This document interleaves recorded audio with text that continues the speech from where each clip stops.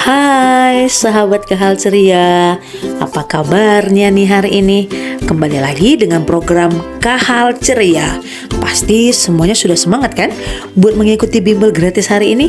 Kira-kira hari ini kita akan membawa kebahagiaan ke wilayah mana lagi ya? Yuk ikutin terus, kita bermain, belajar bersama. Let's go! Sahabat Kahal Ceria, hari ini kita akan melihat semangat dan antusias anak-anak Kahal Ceria Pusat kelas balita sampai kelas 3 SD mengikuti berbagai kegiatan program dan games di Kahal Ceria hari ini, dan juga menyaksikan parodi tentang anti korupsi. Nah, sebelum kita masuk ke program, kita absen dulu yuk. Jangan lupa ya untuk memakai kalung ketertibannya. Yeay! Oke, Enzo, tarik nafasnya panjang. Buang, buang. Kurang kencang, tarik nafasnya panjang. Buang. Siapa yang mau panjang? Siap-siap dan Tony. Hello, bos. Oke, cewek jangan mau kalah ya. Siap. Oke, lagi kita tarik nafas dulu. Tarik ke dalam.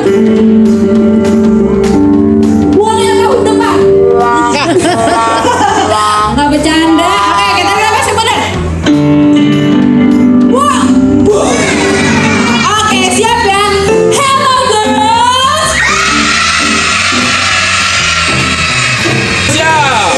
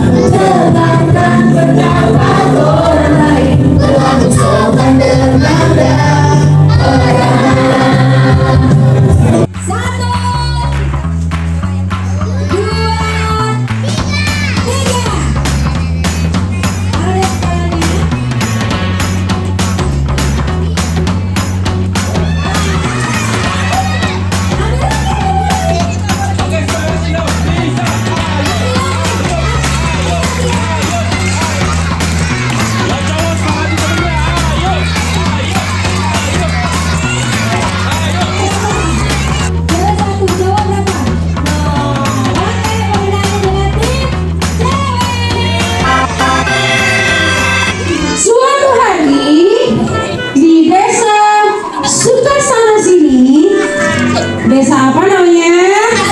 Desa Sukasana sini ada sebuah keluarga yang sangat amat harmonis. Yang pertama ada bapaknya dan emaknya. Boleh masuk dulu. Nah, ini adalah Pak Dodo dan Ibu Neneng. Cuci.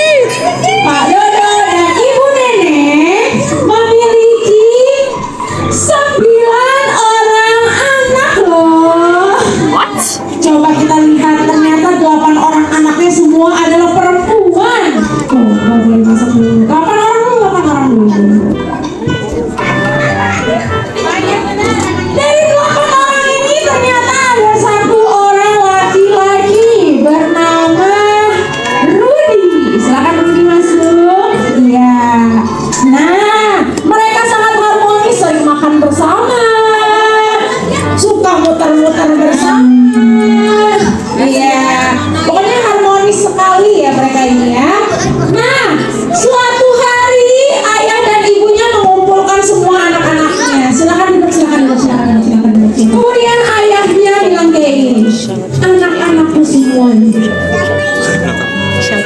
Bapak sebagai kepala desa di desa Sukasana sini ingin berpesan kepada kalian, hidup tuh harus jujur, ya, jujur sejujur-jujurnya. Bergadang boleh bergadang, asal tidak, bukan ya, bukan, akhirnya mereka bilang, baik ayah, baik ibu, kami akan hidup jujur selama-lamanya.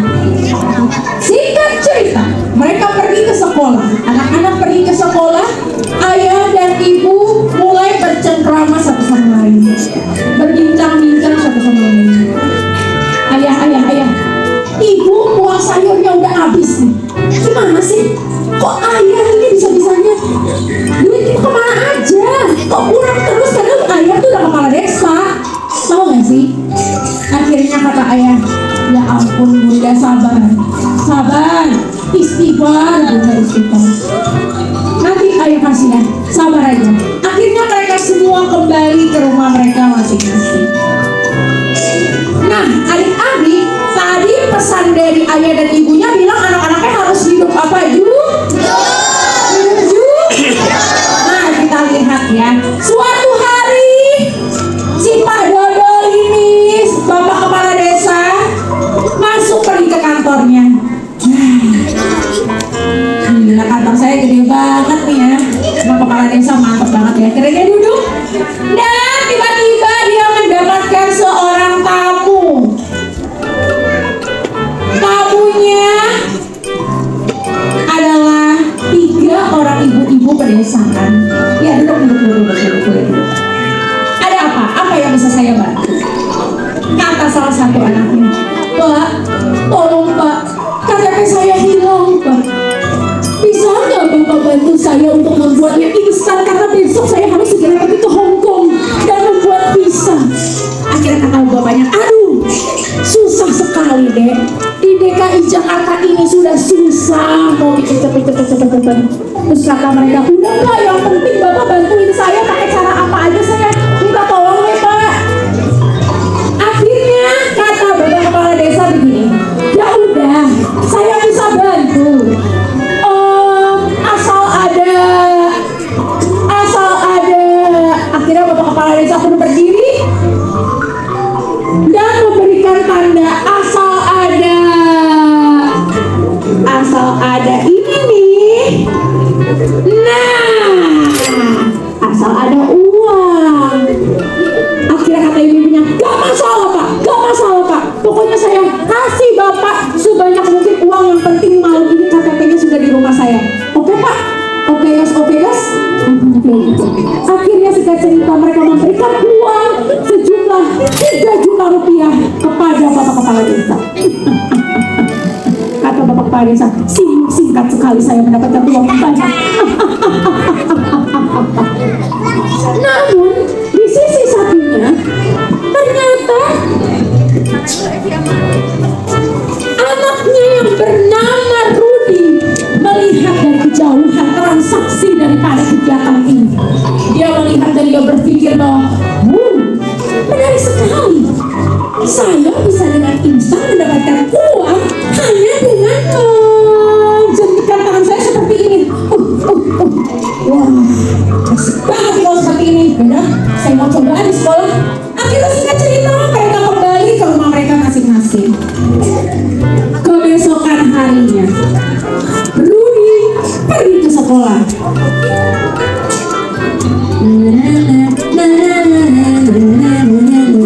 Maka sangat ceria sekali ya Rudi. Tiba-tiba ada seorang temannya nih bernama Via. Kita lihat ya. Hai Via, apa kabar?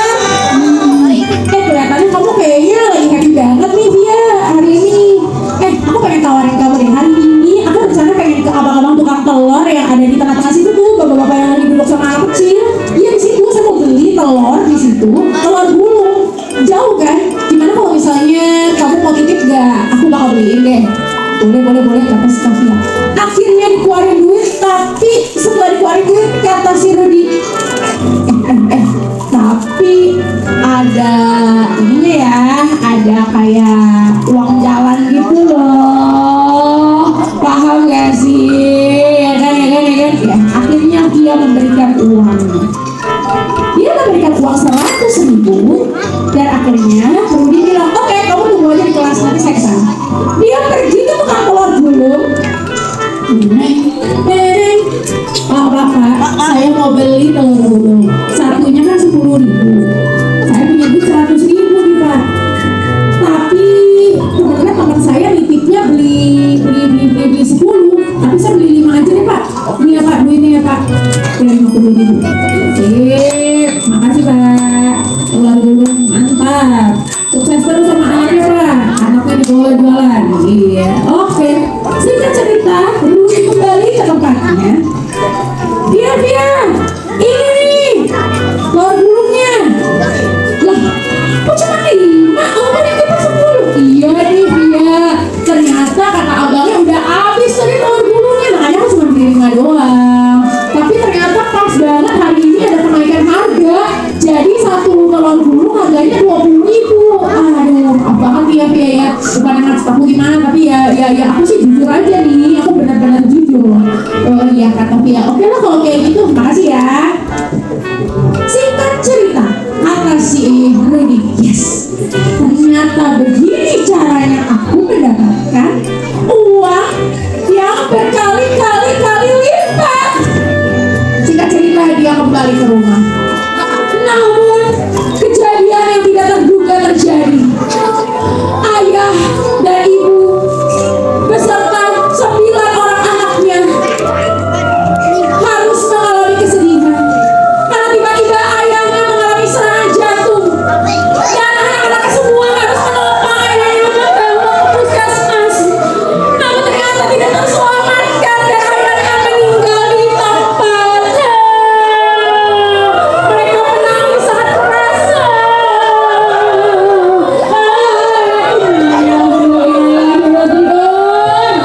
Akhirnya singkat cerita, mereka harus segera menguburkan ayahnya. Ya, tarik saja. Astagfirullah. Akhirnya mereka pun segera menguburkan ayahnya.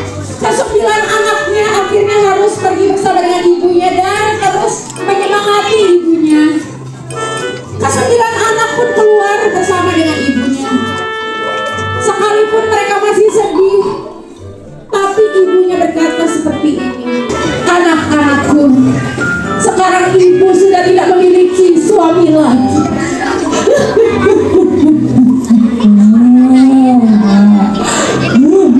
Kalian semua bersembilan adalah harapan terakhir Bunda.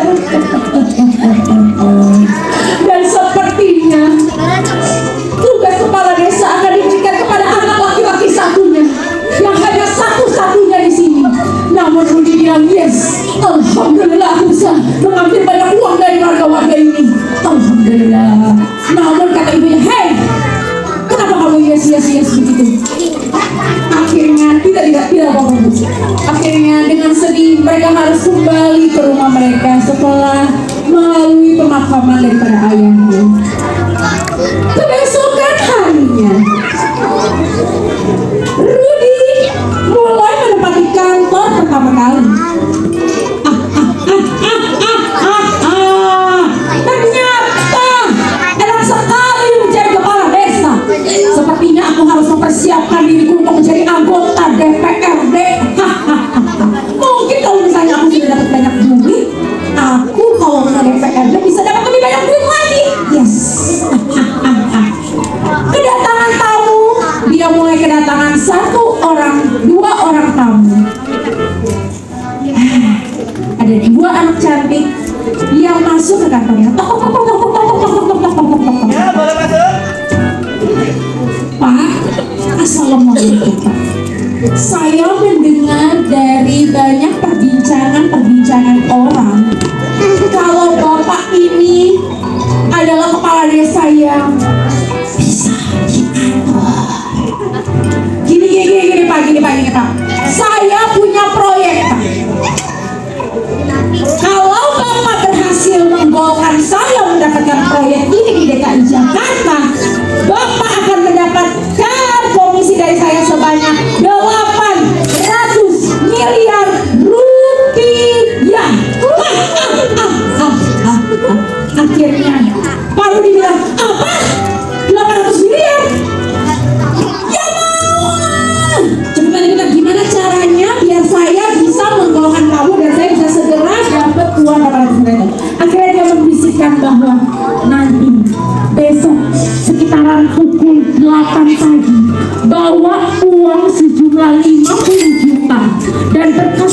berkas yang sudah menunjukkan bahwa saya menang gol, bawa ke Febri Hayamuruk.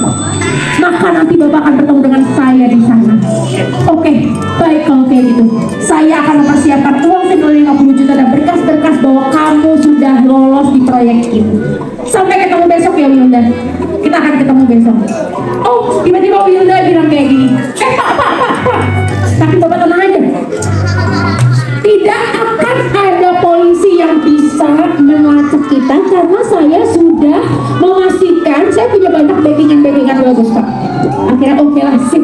Yaudah, yang penting aman ya. Singkat cerita, mereka kembali ke tempat mereka masing-masing. Kebesokan harinya, Jedeng, Rudy, dia membawa sekardus uang ke McDonald Hayamuruk. Di McDonald Hayamuruk dia sudah mempersiapkan uang-uangnya ini. Namun ternyata kegiatan ini terendus oleh polisi terdekat. Dia cepat-cepat memasukkan semua barang-barang dan duit-duitnya, diumpetin.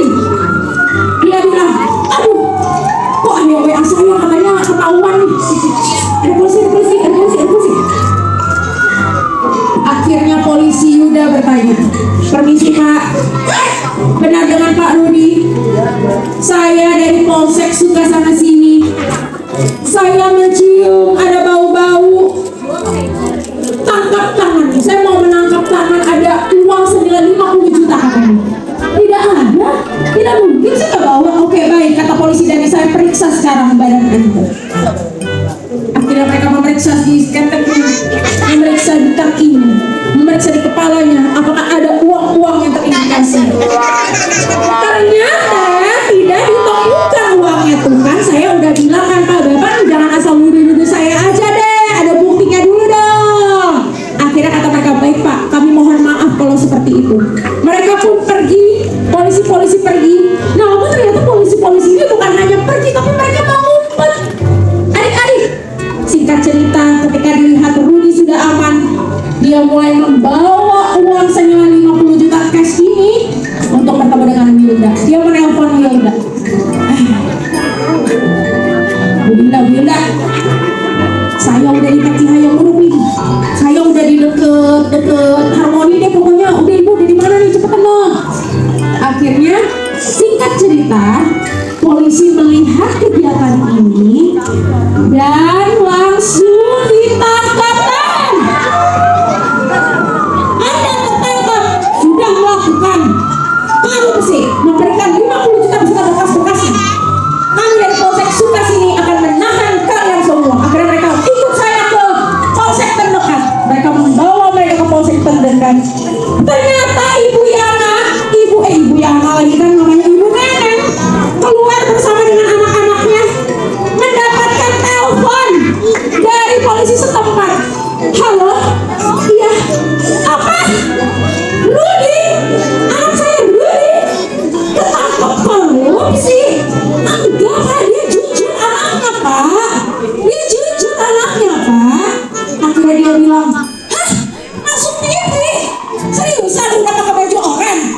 Astagfirullah. Akhirnya mereka pun bergeser dan menonton TV. Ternyata polisi sudah merilis salah satu, ada yang ketiga dari para tersangka ini. Yang pertama ada Rudy yang sudah memakai baju berwarna oranye, sudah dibawa oleh polisi setempat dan akan dibawa keluar dan akan segera dirilis kepada media. Kita lihat ya. Oh my god, ternyata mereka sudah itu. Astagfirullah, ternyata mereka salah mengenakan kostum tahanan ayam, tahanan apa aja. Boleh berbalik ke belakang. Astagfirullah, kita salah. Tahanan ayam, tahanan emak, dan tahanan akhirat sih. Oh my god. Akhirnya mereka mengambil baju dan akhirnya Rudy diganti bajunya, ada di belakang bajunya. Udah yang lain gak usah pergi. Ya di satu dong. Akhirnya mereka harus ditangkap oleh Komisi Pemberantasan Korupsi. Kita lihat ya, mana baju yang benar yang sudah dipakai oleh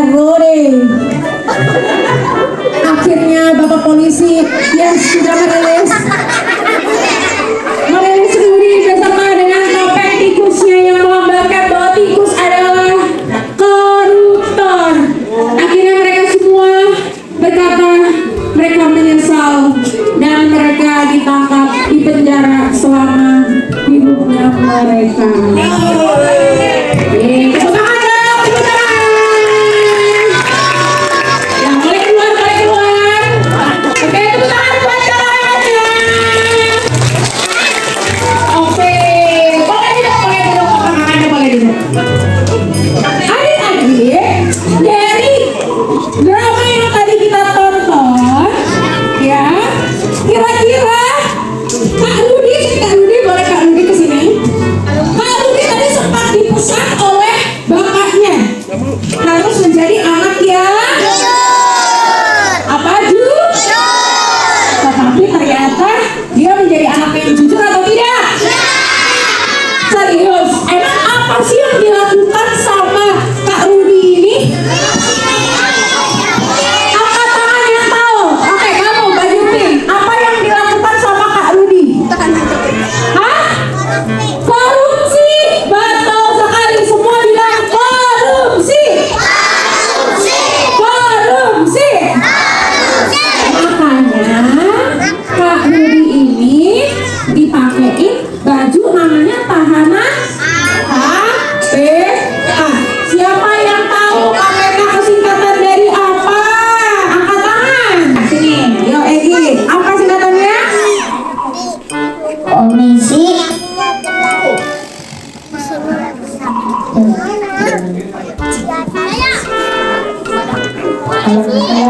Pertahanan Korupsi. Komisi Pertahanan Korupsi. Kurang tepat. Terima kasih tepuk tangan buat Egi udah berani maju.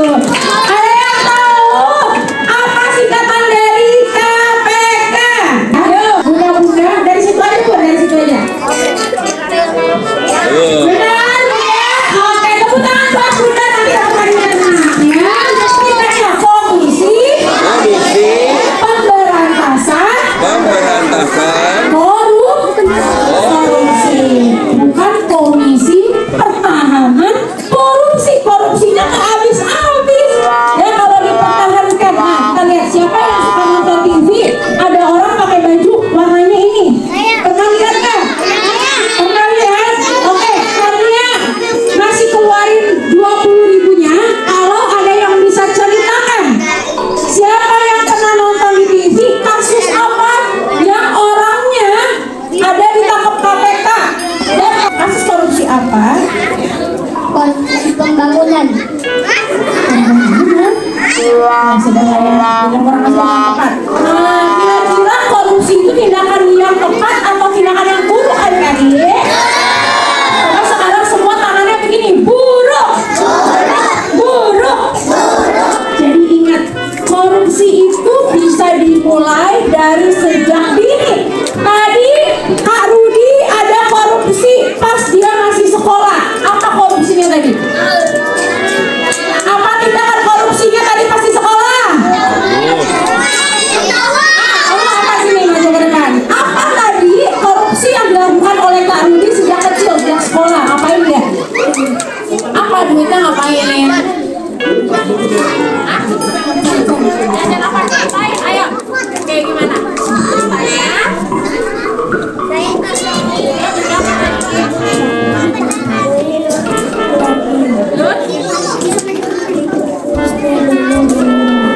Oh, belinya 5 doang, harusnya belinya 10. Boleh dapat snack kakak, yang ini dapat snack ya. Ternyata benar, mulai dari sekolah. Siapa di sini yang di sekolahnya ada kantin? Angkat tangan. Nah, kira-kira kalau kayak tadi Kak Rudi, temennya minta tolong beli 10, dia belinya? Padahal udah dikasih, udah dilebihin lagi duitnya buat uang jalan. Kira-kira itu tindakan korupsi sejak dini itu baik atau buruk? Oke, dari itu Adina mau kasih tahu sesuatu penting. Tanggal 9 Desember kemarin, tanggal berapa? 9 Desember kemarin adalah Hari Anti Korupsi Sedunia. Bayangkan, baru di Indonesia korupsi ada, ternyata di satu dunia ternyata banyak juga loh orang-orang yang melakukan tindakan korupsi. Kira-kira siapa di sini yang sudah besar pengen jadi presiden? Angkat tangan. Amin, jadi presiden. Kalau sudah jadi presiden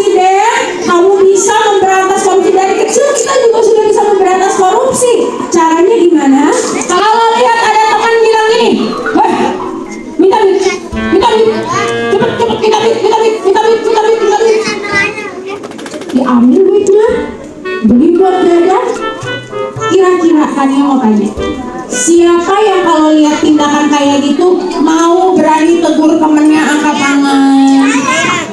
Sekalipun nanti temennya bilang gini lah, teman-teman yang lain, ih ngapain sih lu sok baik lu negur-negur orang. Di poin pertama dari santun ada kata-kata apa? Rela ditegur, diajar dan dididik. Sekalipun teman kita tidak mau ditegur, tapi kalau kita menegur orang lain itu salah satu bentuk kita peduli sama Tuhan. Sekarang bilang ke kiri kanannya,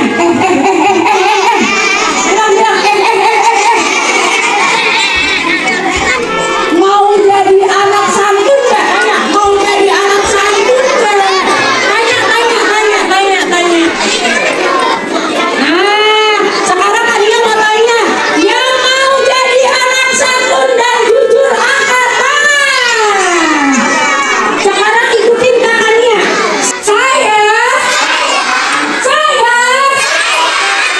mau jadi anak yang jujur.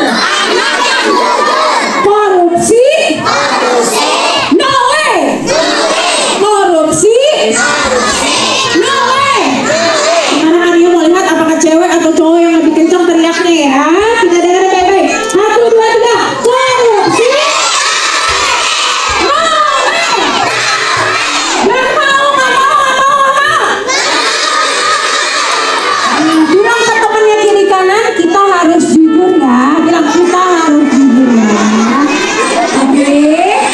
Oke, tepuk tangan buat semuanya. Kita nyanyi refnya aja.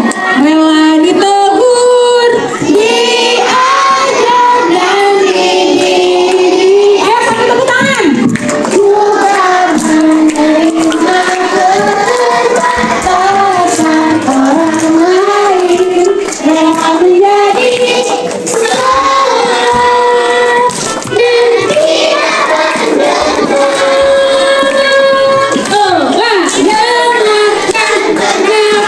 orang lain berlaku sopan menenangkan orang.